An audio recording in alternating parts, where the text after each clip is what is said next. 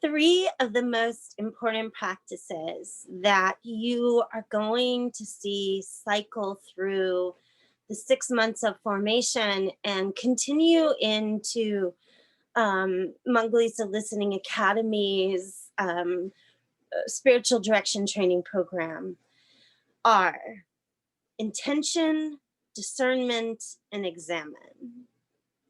So before I start sharing stories and experience, I want you to take a moment and I want you to think of those three words. I want you to pause. I'm intentionally slowing down to give space. I don't want my voice to be the voice in your head that says, this is what intention is. This is what discernment is. This is what examine is. I want you to be the voice in your head.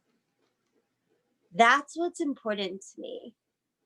And as I examine and look back and discern my life through the different seasons and patterns and forms that my life has taken, I can hold those three words and for me have formed practices around those three realities. And, you know, there's nuance and layers to each of those spaces. So for me, like, let's just take discernment. Discernment can be, well, personal. It can be discerning the times. You can be part of a group in a community and be discerning for the community. You can discern, and this gets interpreted however you want to interpret it, but you can discern like spiritual realities or energetic realities or like unseen spaces. Have you ever just walked into some place and thought, oh my gosh, it's so creepy? That's a spiritual type of discernment. You might not have the logistics or the practicals of why that space feels creepy, but somewhere in your body, your being, your energy, your spirit, you're sensing there is something creepy about this place. And so, yeah, each thing, intention, discernment, examine, have many layers. And so I even want to give you permission, push pause on this video, take time, right? The curriculum of the 6-month formation program and the 2-year spiritual direction training program is more like Karate Kids and Mr. Miyagi than it is a curriculum that's gonna give you this agenda and say day one all the way to the end of the last day of the last year, year two. Sometimes you might be even like wondering, like, what am I learning? And it is that wax on, wax off, paint the fence, because it's important to give yourself time. It's important to let things grow and heal and process. It's important to not force an outcome. So I'm going to push pause on intention, discernment, and examine and share with you that I came into the summer, even with COVID, like I came into the summer, the summer before I was turning 49, I had 50 even further down. And I started writing, okay, I have 90 days till I'm turning 49. And then I even calculated, I don't have my notes in front of me, but I calculated then how many days I had until I was 50.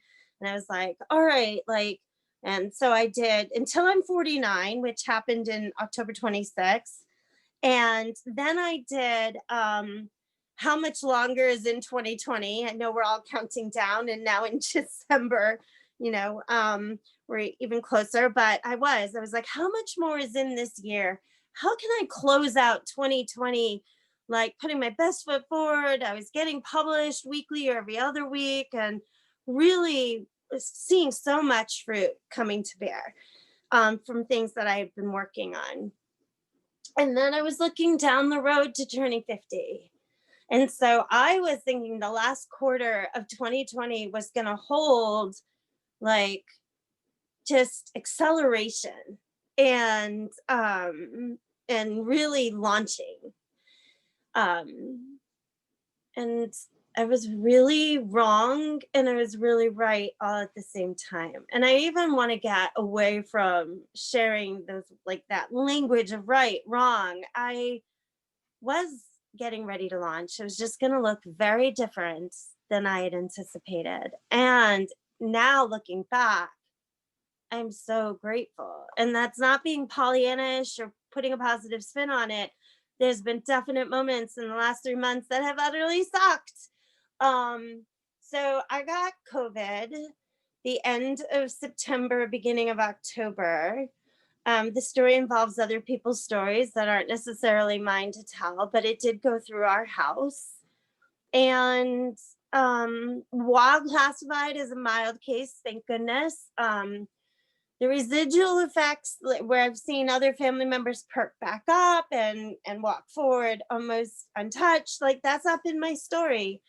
And fatigue and brain fog and pain, physical pain, that's all been now within the construction of my body and my persona, and having to learn, like, who am I amidst this? Like, who do I want to be? Because there were days that I would push past it and then like pay for it. And I had to learn to discern.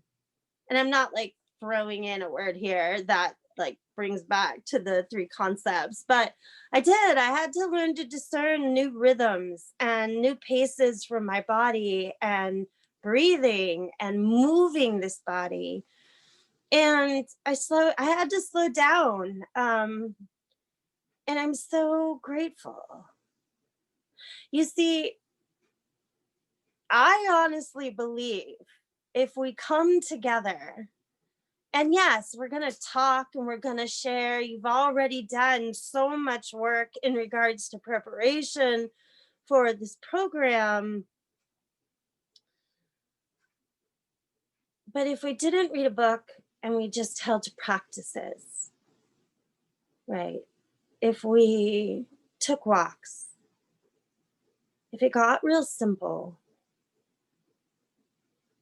Mongoliso's Listening Academy is truly about learning how to listen to yourself, listen to others, listen to the natural world, and listen to God, divine source, universe, energy, however you describe that for yourself. Because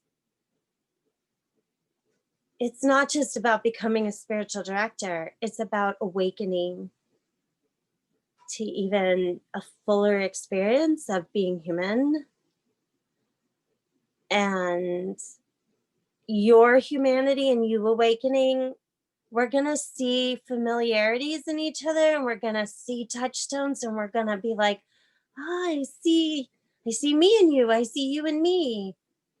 And then there are going to be spaces that are so uniquely you. It's like your fingerprints. And I want to honor that. You see, that's my intention. Over almost 30 years of working, whether in the Christian field or the yoga field, I have experienced like high up leaders who, I'm not even saying what they teach isn't beautiful and wonderful, but their ego, the need to leave legacy, or the need for their stamp to be on it, whether their intention isn't to create little thems, but I wonder in the construction of their systems, if they were honest or found those spaces of real truthfulness in them, if perhaps that wouldn't be in there. Or you have their insecurities and their fears. I have them, insecurities and fears. But what almost 30 years of experience has taught me is I want to honor the system within you, the spaces within you, the fluidity within you. And when I look at the progression of my life, I see, the religious construction of charismatic evangelicalism is constrictive. It has very specific beliefs, and there's more talk about becoming Christ-like than even discovering who you are, because I think in Christian terminology, they put like, well, death to self before the self is even awoken and alive to be able to own something, to be able to have preference, to be able to have desire, to be able to create intention, to be able to discern and be mature, and not just surrender yourself to something. I'm not just talking about the divine, but to another person's perception of that. In yoga, I heard languaging that I had never heard in my entire life, right? Like, in some of the languaging and verbal cueing was so powerful for me, because in yoga, I heard it's your body, your practice. And I earnestly believed that. And in the beginning, I just soaked in that and relished in it. Yes, it's my body, my practice. But then, being a yoga teacher and now a yoga therapist, what happens after that verbal cue?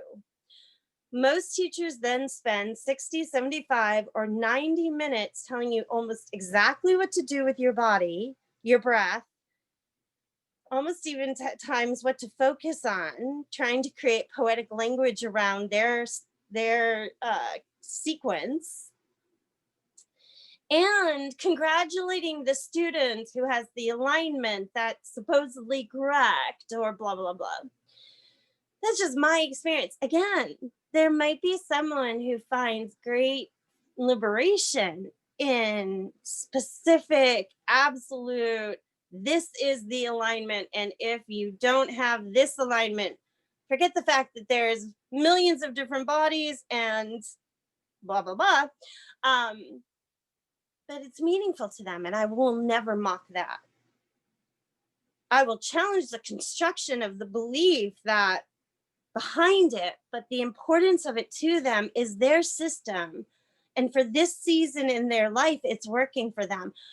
For 25 years, charismatic evangelicalism worked for me and was a gift. And it's taken me almost a decade, because it was partially coming out of it, excuse me, and now being out of that system, to be able to make peace with it, and to be able to turn around and say, thank you. You served me well for the season of my life. So I had charismatic evangelicalism, I had yoga and have yoga, and I have all of that because it all gets to be there. And healing from COVID, I stepped into nature. And I'm not talking about miles upon miles. I'm talking like a little stroll in the back trail near old house where I used to live, or going to like a mile walk around a place called Pandapis Pond in southwest corner of Virginia. But it drew me in, and as it drew me in, I did start like listening to other hikers and backpackers, and just really even hearing my body, and I believe God like calling me into nature. And the languaging around some of those spaces are, even if someone has a preference for a pack, a specific trail, a specific piece of equipment, the good people, I have something in my mouth, I'm sorry, probably a piece of Basil's hair. The ones that I like listening to are saying, it's your body, it's your practice. As they're saying it, they're not really saying that, but they're saying, know yourself. You're gonna have to fit this pack to your body. You're gonna have to fit these trail runners to your foot. You're going to have to know your body in different temperatures. And I can give suggestions and people can give suggestions, but at the end of it, you need to know you. And I can look around me and feel the pulse of everything that's been added to me in 49 years and just take such great delight and come to these three themes: discernment, intention, examine. And so we're going to talk about these three things. And yes, I'm going to give specific suggestions and say, hey, I love this backpack because this is how my body, I need base layers on me, even if it's warm, because my body runs cold. So that's what I do for myself, because I've learned what? To listen to myself and learn this body. And healing from COVID or living with COVID and the subsequent times of having it, I've had to reacquaint myself with myself and learn new rhythms. In Christian terms, Paulinian language beckoned believers to mature and grow up. Luke, in the book of Acts, in the Christian New Testament, talks about this subset of people, the Berean Jews, and he says that the Berean Jews were more honorable than their counterparts in Thessalonica because they took the words of Paul and deciphered them for themselves. Listen to me, if you hear nothing else in this course, what will make you an excellent spiritual director? Heck, screw it. What will make you an incredible human being is if you push pause and take a moment to truly discern what's being said, what your body is saying, what your heart is saying, what your mind is saying, what your energy is saying, what your spirit is saying, what your history is saying, what your hopes are saying, what your desires are saying. If you truly try to listen to what somebody else is saying, if you listen to the pulse of nature and the goodness of nature and let her speak, and then if you hear the divine, if you just hold discernment, if you push pause and learn to listen, and learn to be honest with yourself about your own biases, your own pain, your own preferences, and not assume them or presume them upon God or another person, but understand these are my lenses. This is how I look through things. These are the things that are really important to me. I might be off base here, but this is where I'm at.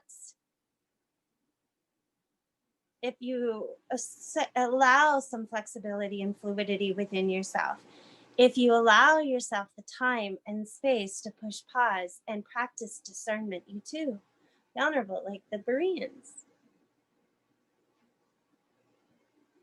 I want you to take time. I want you to think about your own life, be present to your own life, take a practice, and jot down some of your ideas about what intention, discernment, and examine are. And we will be revisiting these together. One last thing. I have obviously talked to all of you that are in the course. I think I'm going to make this video public. So if you're listening to this video and you're like, no, you haven't talked to me, just now I'm talking about my students. And I love, you look at this incredible world that we live in. And I do say that. You look at this incredible world that we live in, and we have the bald eagle, and we have the platypus, and we have the humpback whale, and we have a snail. And we have the rose, but we have the big redwood. We have the deserts, and we have the oceans, and we have the mountains. There's so much variability. I have 6 kids, and the variability in them is amazing. And they all learn differently, and they all have different preferences, and they all thrive off of different environments.